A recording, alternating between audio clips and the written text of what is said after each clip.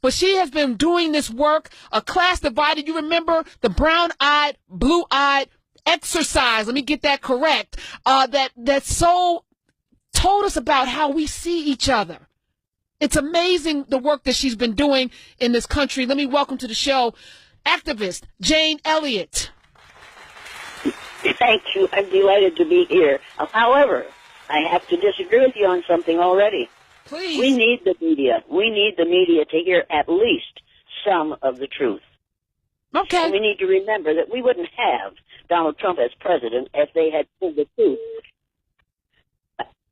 Are you still with me? Yeah, no, I am. We wouldn't have Donald Trump if they had told the truth, but they didn't, and that's my point. Tell the truth. Yeah. You're going to have They didn't tell the truth about him. They presented him as a joke. He's not a joke. He's a boy grown tall. He's an adolescent trying to do a man's job, and he can't do it. And he appeals to other boys grown tall who haven't left their adolescence.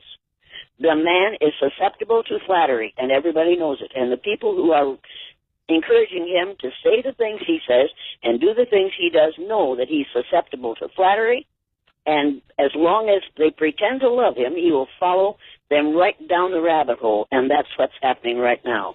This thing in Charlottesville is totally, absolutely unacceptable, and he should have said, this is absolutely unacceptable. We are sending in the National Guard. Can you imagine what would have happened if a bunch of young black males had come into town with guns on their shoulders and on their hips and wearing helmets, had come to march in Charlottesville? Can you imagine what would have happened? Yeah, I can. Yeah. It would have looked like country, Ferguson. Unfortunately, right. we have a whole lot of people who are saying we are in a post-racial society now. We are not in a post-racial society, and everybody needs to know that, and they need to remember that. We are, because of 8 years of a black man in the White House, those people who were angry when he got elected are going to get even now. And the major fear of white people in this country today is their knowledge of the demographics that say within 30 years, white people will be a numerical minority in the United States of America. And many white people are scared to death about what's going to happen to them when that happens. And it will happen. So this isn't just about Charlottesville, and it isn't just about Dinosaurus T. Rump. It's about white fear that we will be treated as white people when we're in the minority, the way we have treated other minorities over 300 years.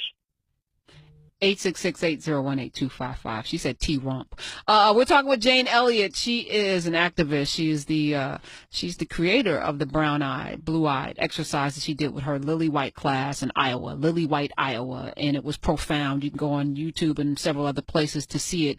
And she's done it several times throughout the years, and it's all come back with the same result. What is the great fear that white people have? Because I'm baffled by it. If Charleston, South Carolina is any indication, when a domestic violent terrorist can go into a church and gun down 9 people, and those family members of those 9 people forgave him.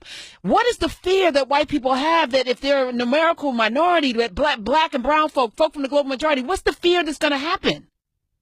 They're afraid that they're going to be treated the way they have treated others. But there's no history for that. Every time when it plays out, the opposite happens. You don't think we white folks pay any attention to real history, do you? Okay, you just stumped me. We don't look at real history. We look at the history that we were taught in school, which is mostly a flat-out lie. Columbus didn't discover America. There were blacks here before Columbus got here. So we celebrate Columbus Day as if that really happened. It didn't really happen. You can't discover a place where people are already living. But in order to make this a white man's land, then you have to make white men the heroes, and that's what we do with our history. We do not study history. We study history. What we call education in this country is actually indoctrination. It takes us 13 years to thoroughly indoctrinate a person to the myth of white superiority and to the myth of race. We have all been indoctrinated with the idea that there are 4 or 5 different races. There's only one.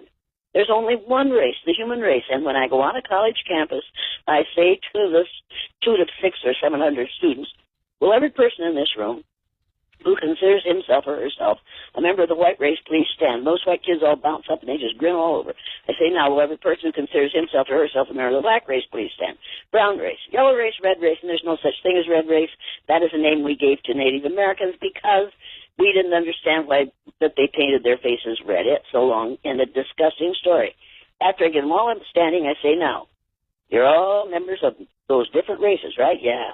Okay, now, will every person in this room who considers himself or herself a member of the human race please sit down? There's an audible gasp. And they all sit down, and they look at each other like, oh, man, she got us. And I did. I got them. There's only one race on the face of the earth. We are all descendants of black women who evolved in sub-Saharan Africa to about 280,000 years ago. We are all, and you can call it colonial, I don't care what you call it. Those black people were adventuresome, they were intelligent, they managed to cross the ocean to this continent and to every other continent over the 280,000 years. Every person on the face of the earth is a cousin to every other person on the face of the earth. The Bible talks about the family of man. It doesn't talk about the family of white men. It talks about the family of man because we're all members of the same human family. What we're dealing with is ignorance. Ignorance perpetuated by an educational system, which is not an educational system. It is a system for indoctrinating children to be good Americans. And to be good Americans, you have to believe in the myth of race. Anybody who's over the age of 18 and hasn't read the book, The Myth of Race, by Robert Wald Sussman, has done themselves a very big disfavor. Because if you read that book, you can no longer support the idea that there are 4 or 5 different races. There's only one. You and I, whatever your color, are from 30th to 50th cousins. That's the way it is. And I get really angry about people who abuse my cousins because of the abuser's ignorance about skin color. There are people, many people in this country, who really believe that skin color is a determinant, an indicator of your intelligence or your worth as a human being. They're absolutely flat out wrong. They've been miseducated. And that's what's going on in Charlottesville right now. My cousin Jane Elliott, is phenomenal. And I'm always, last time you were here, you were explaining how the brown-eyed, blue-eyed exercise, how it was born and your background. I'm still floored, though, Jane Elliott, by how this woman, born in 1933 in this nation, right, with the history in this. I mean, you were born before Hitler, before the rise of the Third Reich really took hold. You were born during a time when, blacks were second-class citizens in Iowa, where there were very few black people. How did you come to this place of reckoning with yourself? How did you come to this understanding and then take it into activism? I grew up. A whole lot of people grow older. A few grow up. Those who grow up give up the childish indoctrination and look up and out and realize that they've been grossly lied to. My father used to say, well, I was born the year Adolf Hitler and Franklin Roosevelt came to power. Now, I don't think men make the times. I think times make the men. I think that the reason I do what I do is because I was born the same year those two men came to power. And I have watched things happen that I'm watching again today. The same kinds of things that happened during the Nazi years are exactly what are the things that are happening today. People like Bannon and Breitbart, and Gork, whatever his name is, Gorsuch, are using Gorka, yeah, that man. They are using Donald Trump to accomplish what they couldn't accomplish until they got the presidency. And they had to get a president that wasn't real bright and that was susceptible to flattery, and that was adolescent, that he has never been in his adult ego state. I'm not sure he has one. He spends all his time in either his child ego state pouting or in his parent ego state bullying. And they recognize that, and they are using him to, as Bannon said in an interview, we need to deconstruct this government. That is exactly what they have in mind. And people who are going to pretend that Charlottesville is just once need to realize that these folks are organizing rallies to happen all over the United States, just like the one in Charlottesville. They are attempting to divide and conquer this nation. These alt-right people are all wrong. And we need to realize that, and we need to wake up and say it's not going to happen in our community. 866-801-8255. For the folk listening who are our cousins, but who may lack melanin, and we want to send them a message because I tweeted out silence is acquiescence. It's not a new thought. When you're silent, you're agreeing to what's happening. How do we get them motivated to get up off their couches and get up out of their way and to grow up the way you have, Jane Elliott, and be involved in the future of this country in a positive way? How do we get them involved? If you say to them, and I have done this on college campuses, and if you go on, anyway, T.I. has this on one of his last records on his tapes. Wait, did Jane Elliott just reference T.I.? Okay, this is clearly the end times. We are living in the last days. Yep. T.I. is one of my friends. I enjoy T.I. But his manager called me one day and asked me if they could use something that I had done at a college on his last tape, whatever it was. And I said, yeah, as long as it's, hey, if you don't treat it badly, go ahead. I asked a group of college people on camera, as we were doing a film. I said, now, will every white person in this room who would like to be treated the way we have treated people of color, particularly blacks, in this country for the last 200 years, if you would like to be treated that way for the rest of your life, please stand. Nobody stood. You could have heard a feather fall. I said, nobody, you must not have understood the instructions. I said, if you're white and you want to be treated the way we treat our black citizens, please stand. Nobody stood. I said, you know what you just admitted?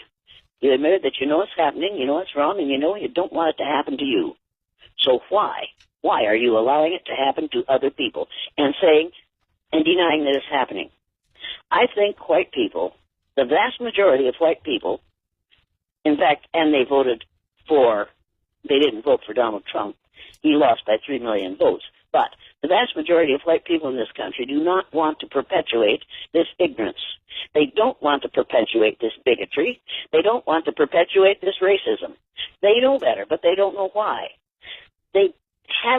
Nobody has told them, look, we're all members of the same race. There's only one race.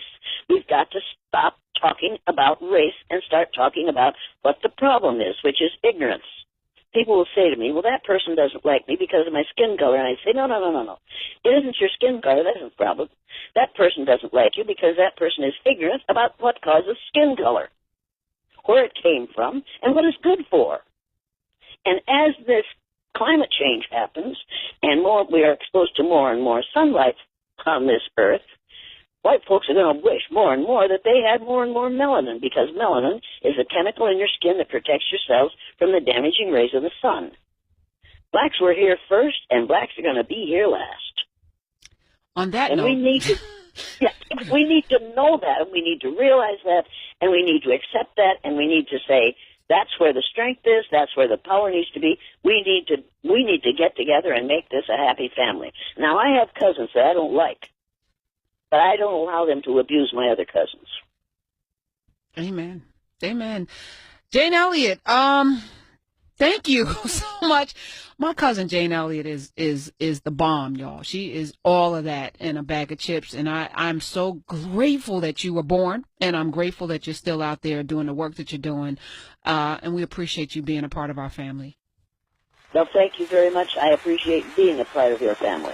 Jane Elliott. Y'all follow her everywhere. We're going to tweet out all of her information as well as where you can get her brown-eyed, blue-eyed exercise. And I'm going to pivot. I'm going to do a hard pivot. We're going to just keep going here because, listen, this is about dialogue, but it's also about understanding. And as Jane Elliott so eloquently pointed out, our largest issue in this country is ignorance. So I'm here to eradicate ignorance one person at a time, one show at a time.